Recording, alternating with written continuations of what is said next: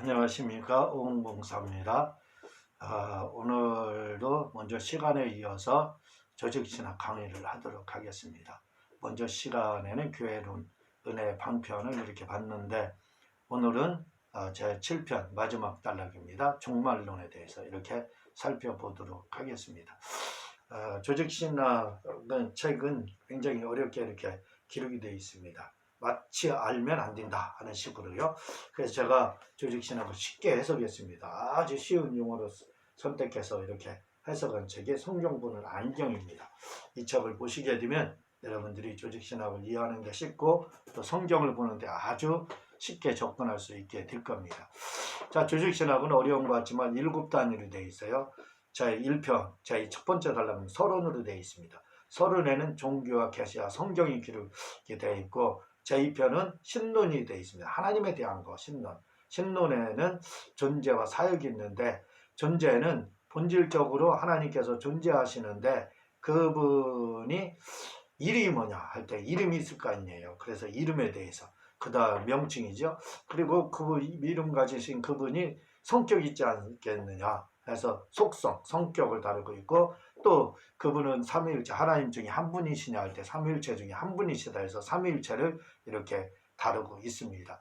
그리고 이 존재하시는 분이 하나님이 존재하시는데 존재하시는 분이 뭔가 일을 하실 거 아니에요. 사역을 하실 거 아니에요. 그래서 사역에는 작정하시고 예정하시고 창조하시고 섭리하시는데, 칼빈의 예정론 제2교리죠. 칼빈 교리 제2의 무조건 선택, 이 부분이 바로 칼빈의 예정론인데, 바로 사역 부분에서 그 예정론이 이렇게 나오게 된 겁니다.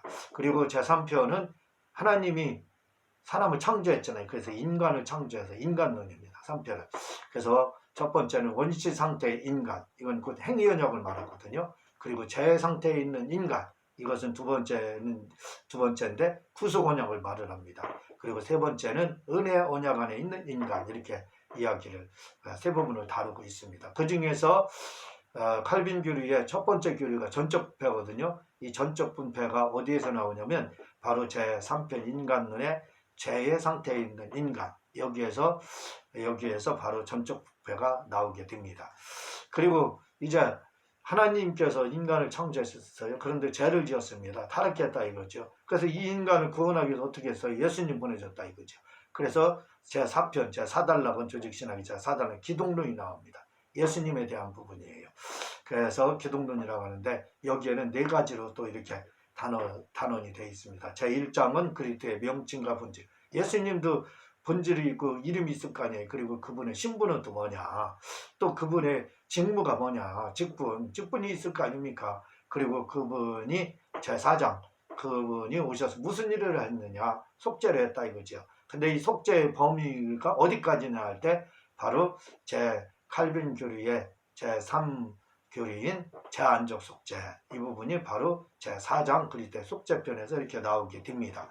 그리고 제5편, 이제 하나님께서 사람을 창조하고 그래서 타락해서 예수님 보내셨어요. 근데 예수님이 이제 돌아가신 후에 누가 오셨어요? 성령님이. 그 성령님이 오셔서 무슨 일을 합니까? 구원을 적용한다 이거지요. 그래서 제5편은 뭐냐? 성령론 또는 구원론, 이렇게 말합니다. 같은 말입니다. 구원을 적용하기 때문에 거기에도 5가지 이렇게 장이 나오는데, 제1장은 성령의 일반은총이 나오고, 제2장은 부르심과 중생에 대해서 나오고, 제3장은 회개와 믿음에 대해서 나오고, 제4장은 칭의에 대해서 나오고, 제5장은 성대 견인, 성화와 성대 견인이 이렇게 나오게 됩니다. 자, 그런데 칼빈 교리의 제 네 번째 교리가 뭐냐면 불가항력적 은총이거든요. 이게 어디에서 나오냐면 바로 성령론 제1장의 이 성령의 일반 은총, 여기에서 바로 불가항력적 은총이 나오게 되고, 또 칼빈 교리의 제 마지막 5장이 뭐냐면 성대 견인이거든요. 이 성대 견인이 어디에서 나오냐? 칼빈 교리의 제5장 성대 견인이 성령론 제5장 성화와 성대 견인, 이 편에서 이렇게 나오게 됩니다. 그리고 제6편에서는 이제 은혜를 받는데 어디서 은혜를 받느냐? 교회에서 받지 않느냐? 그래서 교회론과 또 은혜의 방편, 교회 여기에는 4가지가 5가지가 또 있습니다. 교회를 알아야 된다. 교회 성질. 그리고 교회에도 정치가 있다. 제2장은 교회의 정치와 권세. 제3장은 은혜의 방편. 방법이 뭐냐? 성례를 통해서 이루어지는데 10가지 성례가 있었는데 기독교는 2가지 성례를 다룬다 해서 제4장이 침례와 성찬. 이렇게 제5장은 성찬 이렇게 다루게 됩니다. 그리고 제7편이 이제 종말이 오잖아요. 개인적으로나 지구나 또 예수님께서 오시지 않습니까? 그래서 종말론은 제7편에서 이렇게 다루게 됩니다. 종말론은 제1장은 육체적 죽음과 사후의 중간 상태, 개인적 종말 이게 나오지요. 그리고 제2장은 재림, 제3장은 부활과 마지막 심판과 무궁 세계 이렇게 나옵니다. 근데 오늘은 제1장입니다. 제1장 육체적 죽음과 사후의 중간 상태 이 부분을 나가도록 하겠습니다. 개인적 종말이요.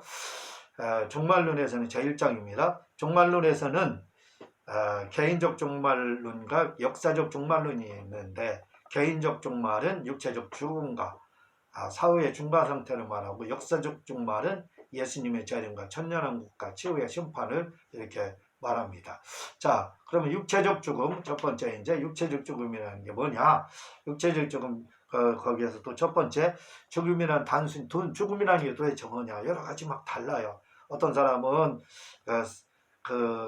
호흡이 멈추는 거, 호흡이 끊어지는 거. 그런데 생물학적 죽음과 또 의학적 죽음과 종교적 죽음 이렇게 다릅니다.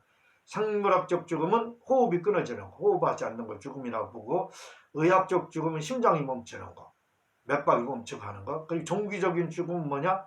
예수님 믿지 않아서 결국 지옥에 가서 영혼이 지옥에 가는 거. 그걸 이제 종교적인 이렇게 죽음이라 이렇게 이야기를 합니다. 근데 저는 영혼과 육체가 분리되는 거지요. 이걸 종교적인 죽음에서 영혼과 육체가 분리되는 거. 그걸 말합니다. 그게 이제 죽음 이렇게 이야기합니다. 그런데 저는 개인적으로 죽음이 뭐냐? 심장이 멈춰졌을 때. 왜냐하면 심폐소생술을 하면 또 살아나거든요. 호흡이 멈췄다 할지라도. 그래서 이 심장이 멈춘 걸 저는 개인적으로 의학적 죽음이 아닌가 이렇게 받아들입니다. 영혼이 딱 영혼과 육체가 그다음 분리가 되지요.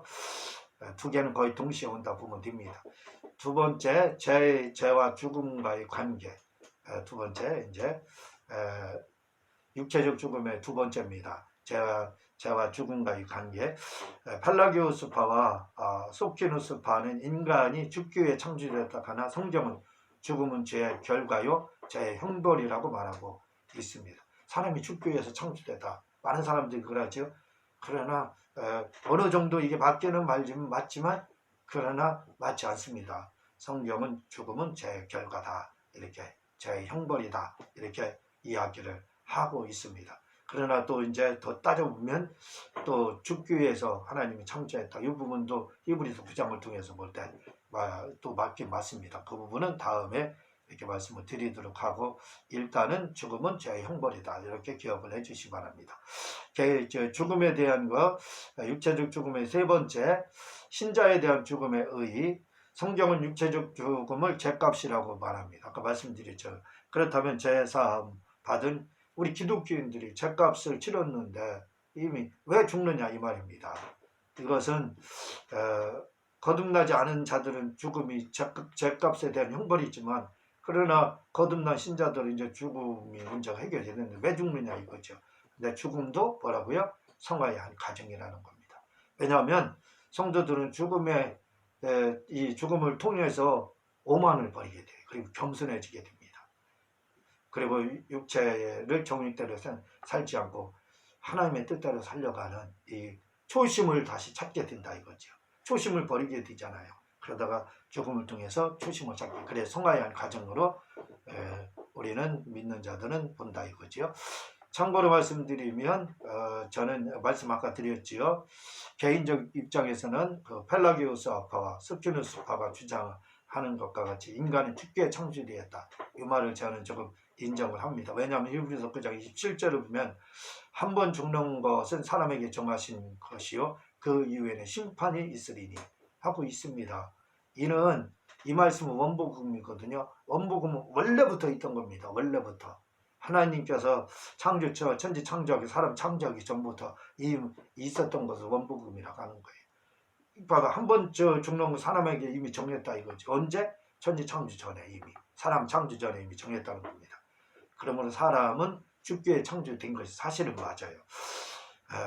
그런데 죽음의 방법이 다릅니다. 다시 말하면 사람이 죽기 위해서 히브리서 9장 27절에 돼 있지만 그때는 죽을 때 육체가 이렇게 죽는 게 아니었어요. 육체가 죽는 것이 아니라 침례를 통해서 죽기 위해서 이렇게 창조가 됐는데 죄 때문에 육체가 죽는 형벌까지 우리가 이렇게 받게 됐다는 겁니다. 그것이 약간 다르다 이거죠.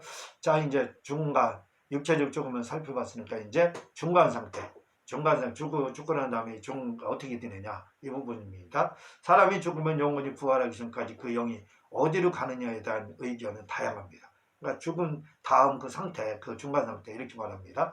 첫 번째 소울, 하데스의 현대적 개념.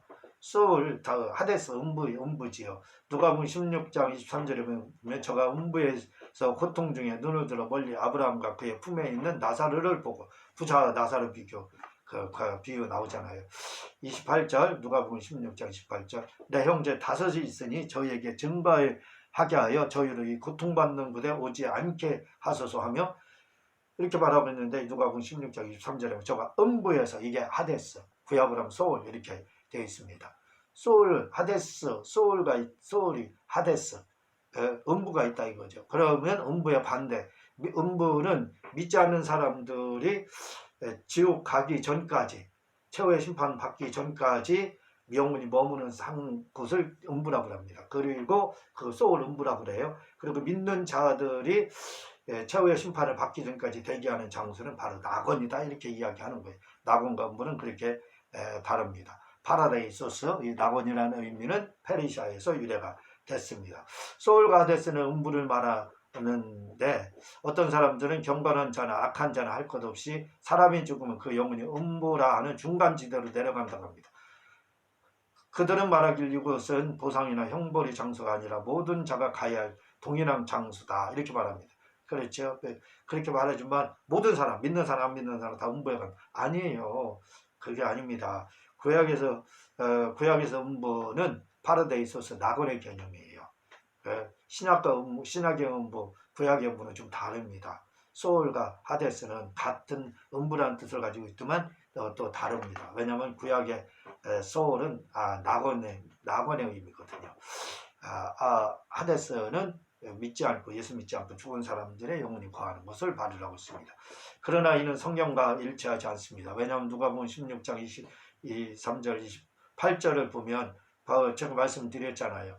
그 부자와 나사로에서 나사로가 아브라함 품에 갔고 여기가 낙원이거든요. 아브라함 품 천국에는 아브라함 품과 낙원과 옥이 있었어요. 그 아브라함 품과 옥이 나중에 낙원을 합해집니다. 그냥 낙원이라고 하는 거예요. 그래서요. 자, 그런데 이 믿지 않는 이 부자는 어디 갔다? 음부에 갔다 이렇게 말을 하고 있습니다. 구약에서 이 음부 소울은 낙원의 개념, 낙원 파라다이소스의 개념인데 더 구체적으로 말하면 무덤이에요. 무덤의 개념.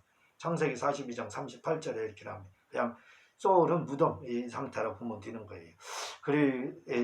그리고 믿지 않는 사람들은 바로 하데스에 이렇게 가게 됩니다. 그래서 이들이 죽은 상태 누구나 다 음부에 간다 할 때 그 말은 잘못된 말이라 이거죠. 믿는 사람들은 낙원에 간다 이렇게 보면 되는 겁니다. 두 번째 중간 상태에서 연옥과 선불인과 유아림부를 이렇게 살펴보도록 하겠습니다. 연옥, 림부라는 건 중간 장소라는 뜻이에요. 중간 장소.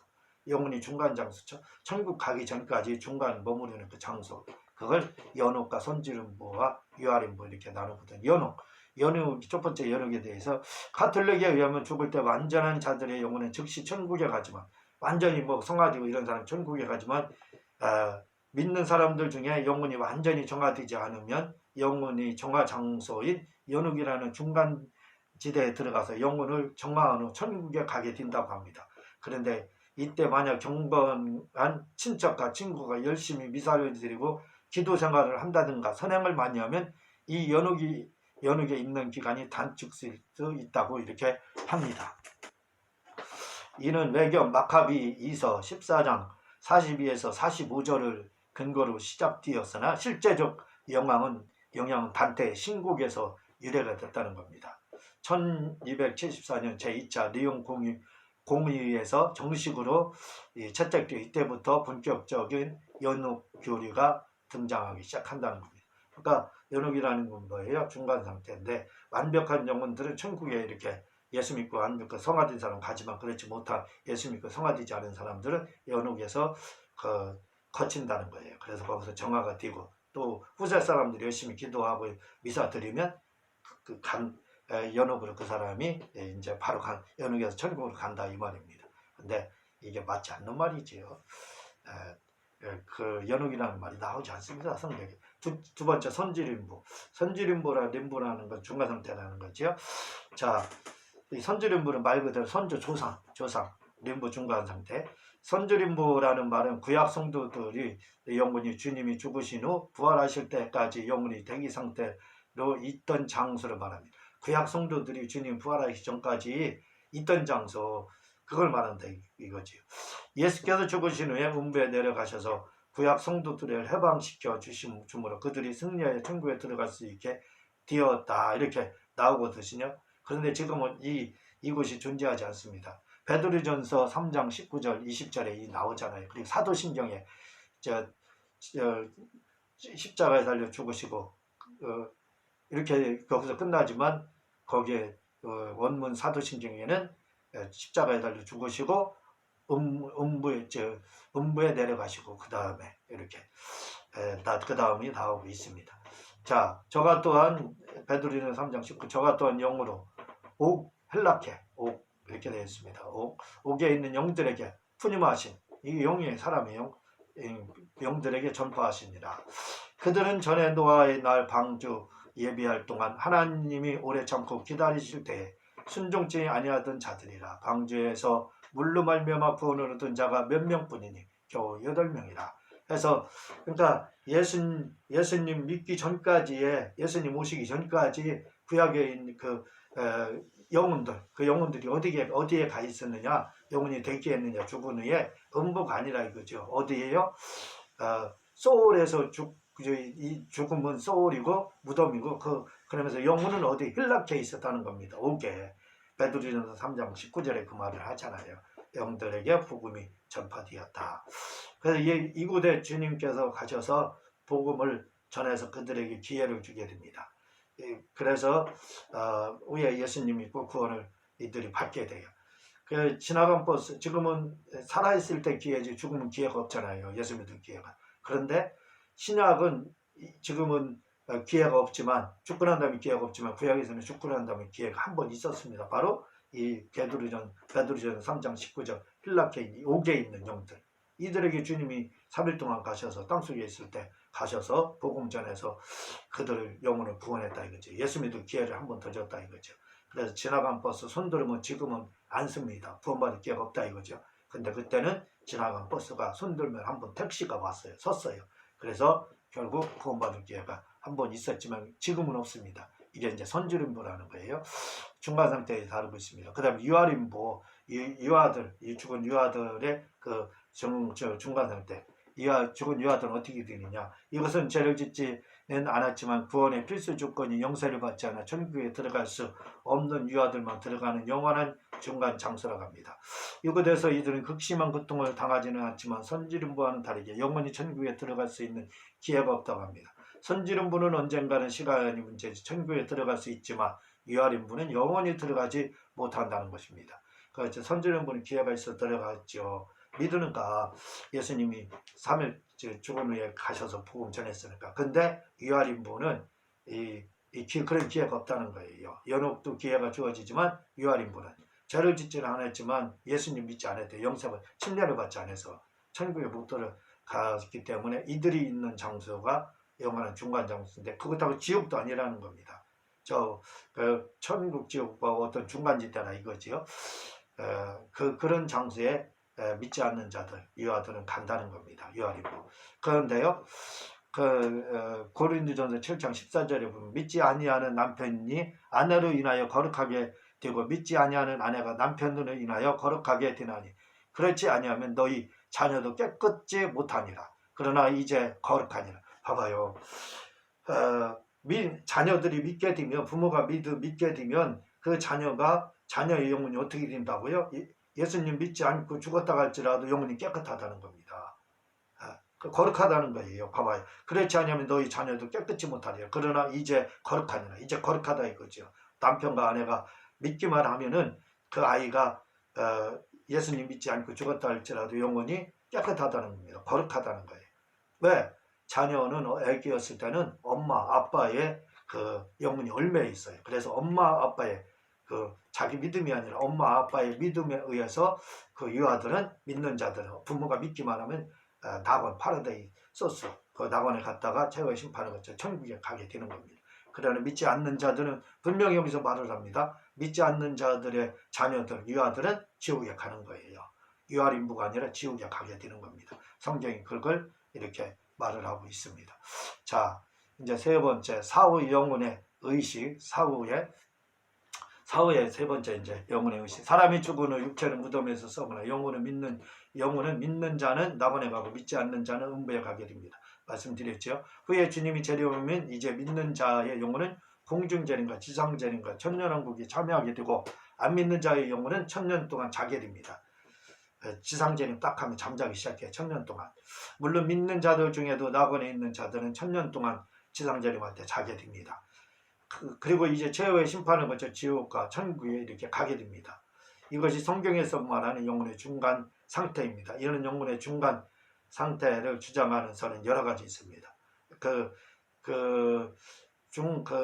거기에서 천년 동안 잔다 이거죠. 자는 그게 영혼의 중간 시대라 이거죠. 우리로서는 천년왕국에 참여하는 거고 이 땅에서는.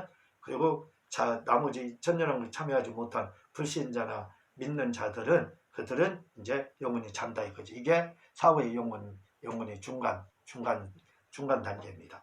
이제 그거에 대해서 또 여러 설이 있는데 첫 번째 영혼 수면설이 있습니다. 영혼 수면설이란 제가 말하는 영혼 수면설과 다르게 이들이 주장은 사람이 죽으면 고통도 없고 즐거움도 없이 무조건 영혼이 믿는 자나 안 믿는 자나 할 것 없이 우리 영혼이 부활할 때까지 잔다는 것입니다. 그러나 이는 부자와 나사로 비유와 같이 자지 않고 있습니다. 그러다가 제가 주장하는 수면설은 지상재림 이후에 이루어지는 천년 동안 부활에 참여하지 못한 자와 음부에 있는 자들이 심판 전까지 잔다는 것입니다. 영혼 수면설, 제가 말하는 건 조금 다르죠. 이 영혼 수면설을 주장하는 사람들은 그냥 죽자마자 영혼이 수면한다는 거예요. 그러나 누가 궁금해서 아까 봤잖아요. 음부에 부자와 나사로 안 자잖아요. 그렇잖아요. 제가 자는 것은 아까 말씀드렸듯이 최후의 심판 후에 불신자나 또 천년왕국에 참여하지 못한 있는 자들이 자다가 천년 후에 깨서 지옥 아니면 천국 간다 이 말입니다. 두 번째 영혼 멸절설이 있습니다. 이제 영혼의 사후 영혼의 인식.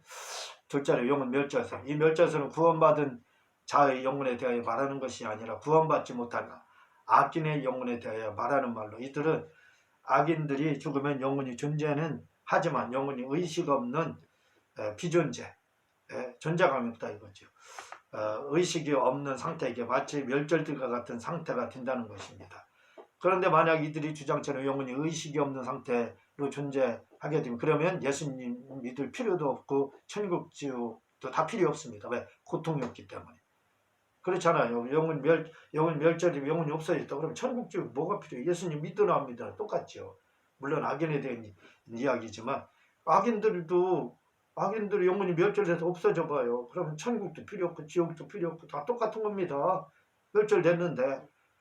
그래서 이건 맞지 않는다 이거지요. 또 셋째로 조건적 영생설이 있습니다. 영혼 멸절설이 악인이 죽으면 영혼은 존재하지만 영혼이 의식이 없게 마치 멸절된 것 같은 상태가 되는 것이라면 영혼이 있어요. 그러나 영혼이 의식이 없어요. 자는 것처럼 멸절된 것처럼. 그럼 천국 지옥도 영혼이 그렇게 돼 있으면 무슨 아까 말씀드렸잖아요. 천국 지옥 필요 없는 거죠. 그 상태라면 조건적 영생설은 악인에 대해서는 영혼 멸절설과는 같지만 예수님을 믿어 구원받은 성도들 이들의 영혼은 영생에 참여하게 된다는 것이에요. 왜냐하면 예수 믿으면 영생한다는 조건이 붙었기 때문에 조건적 영생설이라고 하는 겁니다. 마태복음 25장 46절, 누가복음 16장 19절에 31절. 그리고 네 번째로 제 영혼 이제 제 실현설이 있습니다. 영혼 시설, 실현설. 이것을 주장하는 자들은 말하길 지상에서 예수를 믿을 기회가 주어지지 않아 믿지 못한 자들은 영혼은 사후에 회개할 기회가 주어진다는 것입니다. 이는 예수님께서 영으로 오게 된 영혼을 전폐했다는 베드로전서 3장 19절 말씀과 궁극이신 하나님이 만약 복음을 생전에 듣지 못한 자에게 형벌을 내리신다는 것은 적법하지 않다는 것을 근거로 내세웁니다. 그러나 주님이 오게 있는 영들에게 복음을 전했다는 것은 구약 성도에 가면 해당하는 사실을 몰라서 하는 말입니다. 그렇죠. 저희 실현설 아까 베드로전서 그 말씀드렸잖아요. 3장 그건 예수님 오시기 전까지의 사람들 말하지요. 예수님 오시기 전까지 구약 성도들 그걸 말하는 거지. 예수님 오시고 난 다음 얘기하는 게 아니에요. 그 베드로전서 3장 19절 그게 예수님 오시고 난 다음 말하는 게 아니라 예수님 오시기 전 얘기예요. 그래서 네 번째 저희의 실현설 이런 건 없습니다.